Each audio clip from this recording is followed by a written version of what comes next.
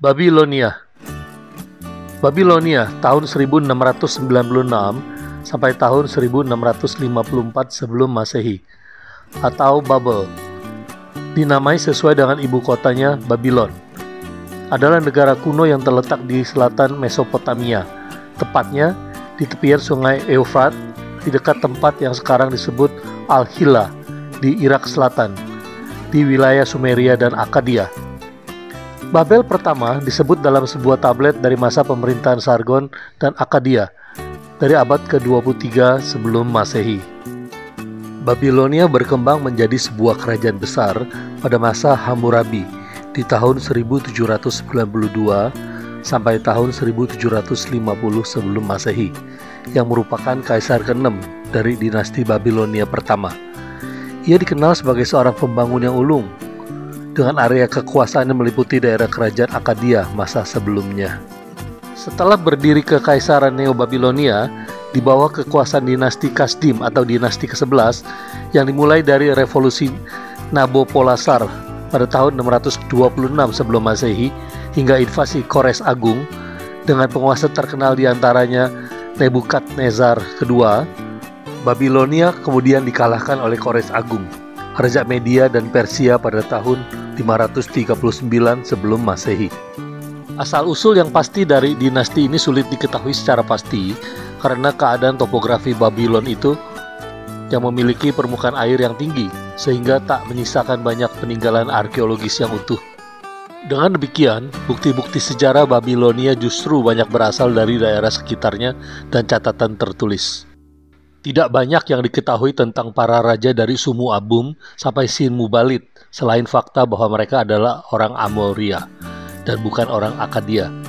Akan tetapi, diketahui bahwa mereka mengumpulkan wilayah tanah yang tidak terlalu luas. Ketika Hammurabi, yang juga adalah orang Amoria, naik tahta menjadi Raja Babylon, kekaisaran itu hanya terdiri dari beberapa kota dan sedikit wilayah di sekitarnya, Dilbat, Sipar, Kis, dan Borsippa. Setelah Hammurabi menjadi raja, dia berhasil memperoleh banyak sekali kemenangan militer dengan menaklukkan kota-kota lain yang dapat memberi keuntungan bagi Babylon. Dengan kemenangan-kemenangan militernya itu, banyak tanah yang direbut oleh kekaisaran. Akan tetapi, meskipun Babylon sudah menjadi jauh lebih kuat berkat Hammurabi, Babylon masih belum menjadi daerah penting di Mesopotamia, tidak seperti Assyria, yang ketika itu dipimpin oleh Syamsi Adad pertama, atau Larsa, yang ketika itu dipimpin oleh Rimsin. Pada tahun ke-13 kekuasaannya, Hammurabi mulai menjadikan Babylon sebagai pusat dari apa yang nantinya akan menjadi kekaisaran besar. Pada tahun tersebut, dia merebut Larsa dari Rimsin, sehingga dia memiliki kendali atas pusat-pusat perkotaan yang menguntungkan, seperti Nippur, Ur, Uruk, dan Isin. Dengan kata lain, Hammurabi memperoleh kendali atas seluruh Mesopotamia Selatan.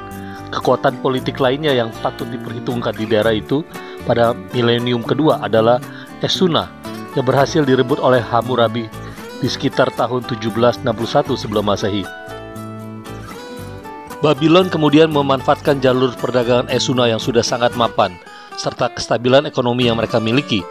Tidak lama setelah itu, pasukan Hammurabi merebut Mari, kota terakhir yang memberinya kendali atas seluruh wilayah yang membentuk Mesopotamia di bawah dinasti ketiga Ur pada milenium ketiga.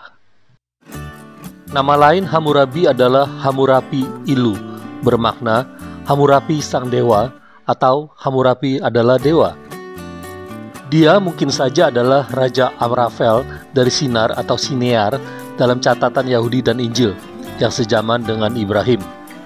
Ibrahim hidup dari tahun 1871 sebelum Masehi sampai tahun 1784 sebelum Masehi berdasarkan penafsiran modern atas tokoh-tokoh perjanjian lama yang biasanya dihitung dalam paruh tahun modern sebelum kitab Keluaran, dari equinox ke equinox lainnya.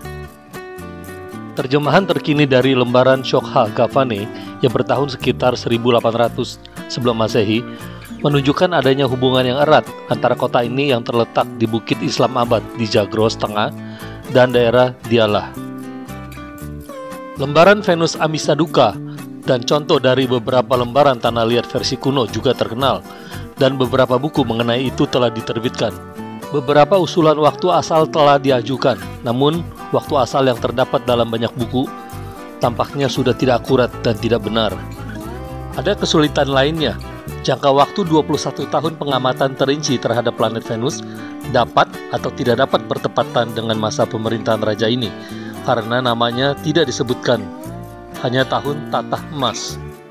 Beberapa sumber diantaranya dicetak hampir 100 tahun yang lalu, mengklaim bahwa teks aslinya menyebutkan adanya okultasi Venus oleh bulan. Akan tetapi, ini mungkin adalah kesalahan penafsiran.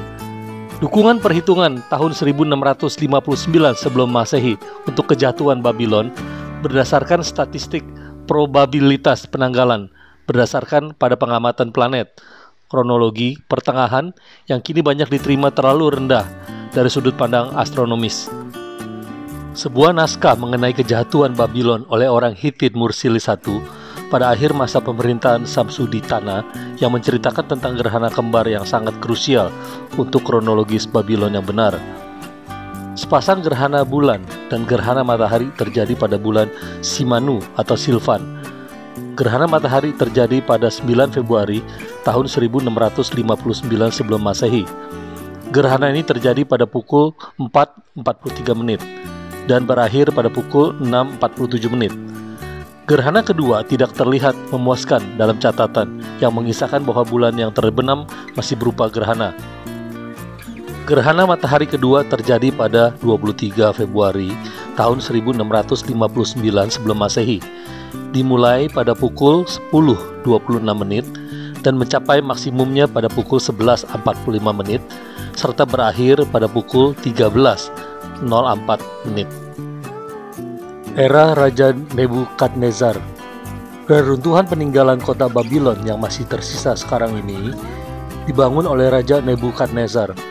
Konon ini adalah reruntuhan bangunan-bangunan fisik yang sangat indah, yang membuat kota Babylon dikenal sebagai kota paling indah di dunia pada saat itu.